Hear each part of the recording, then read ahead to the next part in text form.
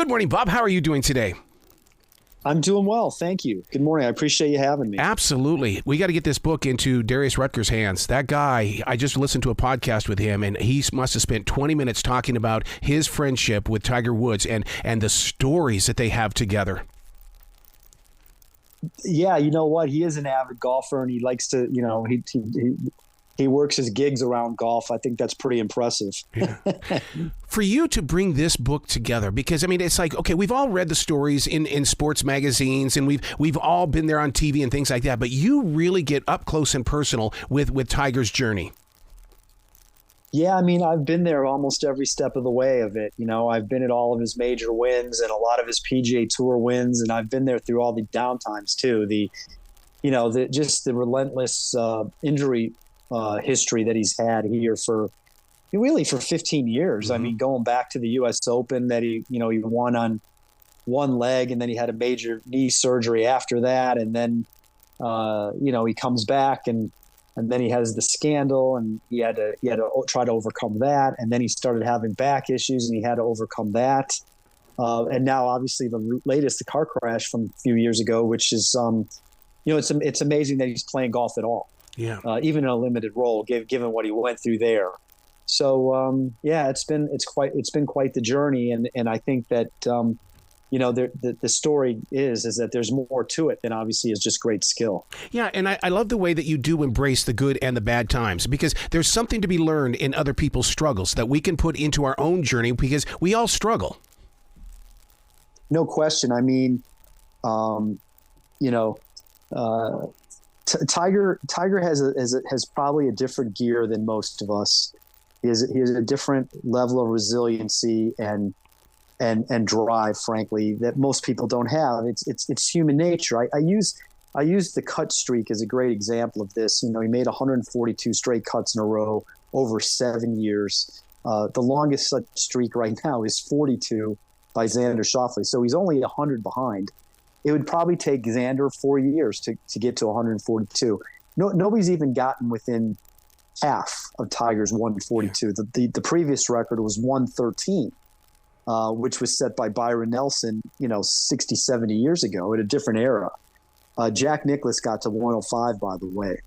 So that's obviously very impressive too. And Jack would have some of the same traits as Tiger. But a guy on a week-to-week basis on the PGA Tour isn't going to always have it. Golf is a game where, some weeks you're just not on.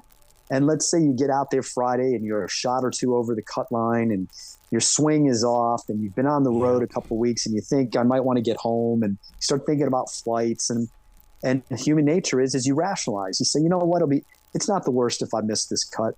I'll take the weekend off. I'll work on my game at home and I'll get back after it next week. Well, Tiger never did that. He grinded it out to make all those cuts. Now, many, many times he made it easily because he was so good. But Tiger had his moments where he didn't have it, and he had to shoot a score on a Friday, or he had to shoot a great last 9 holes, or he had to birdie the 9th hole to make it, and did. And some of those times he went on to win a tournament. Yeah. That's always been Tiger's great mantra. He's like, you can't win the tournament if you miss the cut. He said, I'm not just trying to make the cut, but I can't win if I don't make the cut. Right. And so it's a mindset that really served him well. And it's probably a good example for others. Sometimes when things aren't going so well, maybe I need to adjust my attitude. The book is coming out at such a great time, and because we're getting to that point where Tiger isn't on our list of names that we use anymore. There's so many different new performers. It's like we live in the town of Michael Jordan, and everybody's got number 23. But you sit down and want to talk to people about that number 23.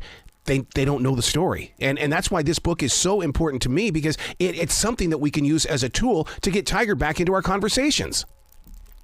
Sure. I mean, it's the 5-year anniversary of what I think is his greatest win, the 2019 Masters. Yep. It's kind of hard to believe 5 years has gone by. I thought that was such an epic victory. What he had been through, all the things that he had endured physically, not the same Tiger at 43 as he was at 33. Not a dominant figure in terms of his game anymore, and yet he beat back the best players in the world to win a 5th Masters. To me, it's a remarkable achievement, and yet as you learn about what he went through to get there, the back surgery, how dire his situation was, I started to think about through all the other times he'd been through stuff. Maybe not physically, but just mentally. He shot 40 his first 9 holes at the Masters in 97. Yep. That would destroy most guys. Your confidence would be shattered. You have all this hype, and then you go out there and you're 4 over par after 9 holes. You're searching for your swing. The whole world's watching you. You're nervous. And he goes out and then he puts it together and shoots 30 on the back 9 and ended up winning the tournament by 12. I mean, there's just so many of those examples throughout his career that highlight his great abilities, but also go beyond the talent. It goes beyond the skills. It's this inner fortitude that pushes them. The way he won over fans. Never once did I ever get in a sports argument with anybody about Jack was better than Tiger and blah blah blah. But I mean, it just seems like that he just kind of stepped into the game, and we all became fans. There is no question he won over people. He had a lot to overcome after the scandal in 2010. Yeah. A lot of people were down on him. He lost a lot of sponsors. There's people that still have never embraced him since. And yet he won back a lot of people, he needed to, that thing might've hurt him more than anything, more than the injuries, the humiliation and the sort of the embarrassment really took its toll. And it took him 2 years to win. Yeah. But then he won 8 times in 2 years. I mean, there's some guys who haven't won 8 times in their career, and they're we consider them great players. Tiger won 8 times in 2 years. He got back to number 1, and then the injuries hit. But when he was coming back in 2018 after spinal fusion surgery, he could not have been more popular. He was absolutely, the fan support in some ways might have helped carry him. He was just so revered. His younger peers appreciated him being back. They rooted for him. They practiced with him. They wanted him to succeed. Obviously, they wanted to beat him, but they also wanted him to see him succeed. I can't imagine the complications that he went through mentally, because he's such a concentrated person on that golf course. I mean, he can break it down like no other, and I love watching that about him. But when it starts getting inside your personal life like that, I would love to see his journals. I would love to read what he was writing. It would be wild if Tiger ever did a memoir. There was one plan that either got put on hold or scuttled. Because if he gets into some of this stuff, which has been impossible to crack, frankly, I mean, we're left to wonder, ask others about him. And the people closest to him aren't going to talk about it. And even like in the case of this book, I managed to get his trainer to give me a lot of the insight, his then trainer, on what he was going through before that spinal fusion surgery and what led them to the doctor that he had and all that. If he were to ever describe what it was like during those times, whether it was coming back from the scandal or coming back from the back surgeries or there's probably things we don't know, like there's surgeries we might not know about. Maybe there was times where we fell or something happened and we don't know. And so I think that there's probably more to be told if he ever chooses to tell us. Yeah. What did you learn from this journey that you're sharing with the readers? Because we're coming into this as students. We think we know the story, but you know what? I'm in reading this. I don't know. But now you're sharing it with us now. I think it's just that there's way more to his record than great talent and great ability. Obviously he's a phenomenal golfer. He was going to win a lot of tournaments just by his skill. He was better than guys, but there was something more that he needed, and that was a work ethic. He worked his tail off. He trained. He pushed, and when things weren't going well, he didn't give up, and he didn't get down on himself.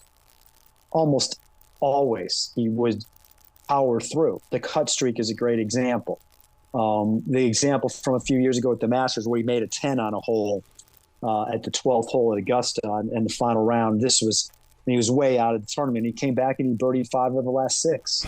I mean, that's just kind of stuff that you don't, guys would mail it in, not Tiger. He rarely mailed it in. He rarely gave up. And I think that's a big reason why you see the record that we see. Yeah. One of the things that I maybe I'm blind to this, but I never saw him bragging about the money that he was making. In fact, I never saw him ever talk about the money. Nope. If anything, Tiger would want to shy away from that. Yeah. There was a few cryptic comments in his career that he made that got him in a little bit of hot water, but they were a long time ago. I remember one when he was playing in the Ryder Cup, and it was in England, and the following week was a World Golf Championship event, and the first prize was $1 million. And he was asked something about, why this week was important compared to the week before, and he said something to the effect of, "I can think of 1 million reasons why." And obviously, it was in reference to the first prize, whereas at the Ryder Cup you don't get paid.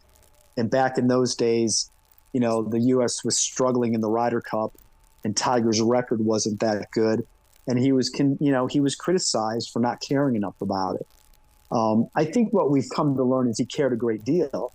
It's just that, he couldn't control the whole outcome. Yeah. He was only one person, and he had to have a partner, and sometimes the partner didn't play that well, and maybe the partner was intimidated playing with him. So he's a complicated figure, and he didn't really talk about the money much, but we all know that there was a lot of that coming in. His endorsements were immense from day one. That was the other thing. Tiger was set almost for life before he hit his first tee shot as a pro. Yeah. And yet it never got in the way of him trying to be competitive. He had numerous times throughout his career where he'd go overseas for big appearance fees, $1 million, $2 million, $3 million just for showing up. Tiger still wanted to win. Yeah. It didn't matter how he finished, but he still wanted to win.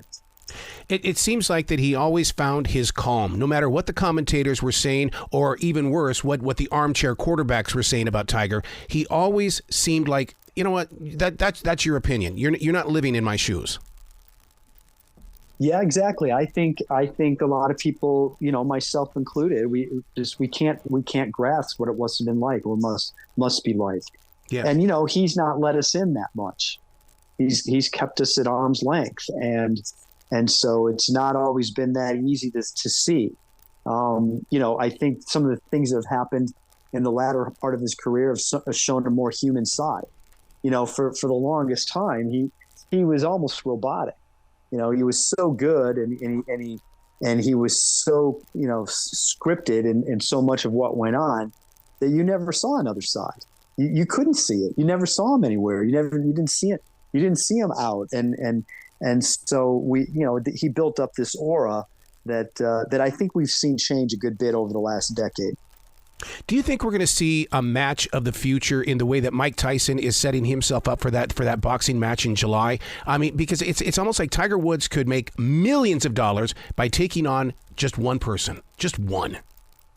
It's possible. It's possible but it would be viewed for what it is, an exhibition. Yeah. And that's that's certainly the greats of the game have done that throughout time.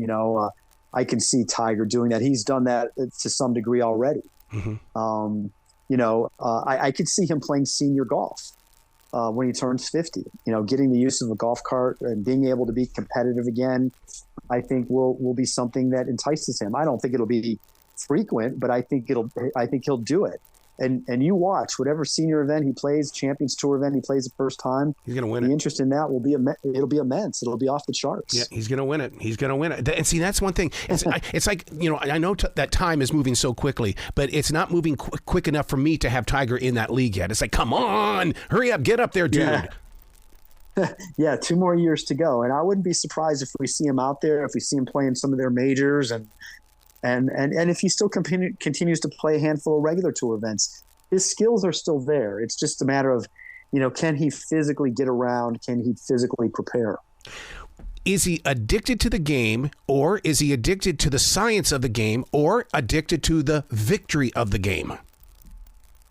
I think there's some of all of that. Yeah. You know, he's competitive by nature.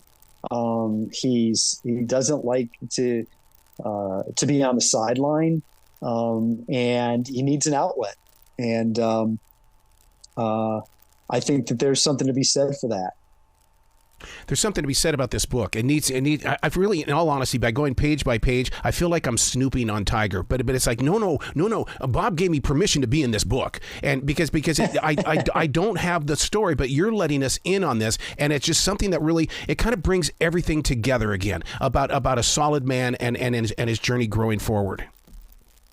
I do think that there's something to be learned there for people maybe who are younger and weren't around for some of it. Yep. And then for people who did live through it but forgot, you know, they might have forgot that he made 142 straight cuts, or that he once actually shot an 85, his highest score ever in a tournament, because things were bad, and yet he came back the next day and played as if he were trying to win.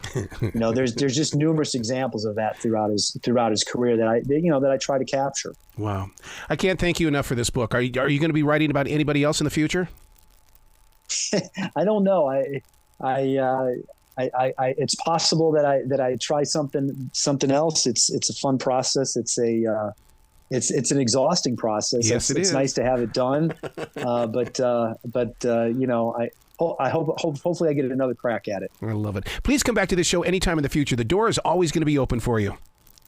I appreciate it. That'd be great. Well, you be brilliant today, okay? We'll try. Thank you. Okay, thank you.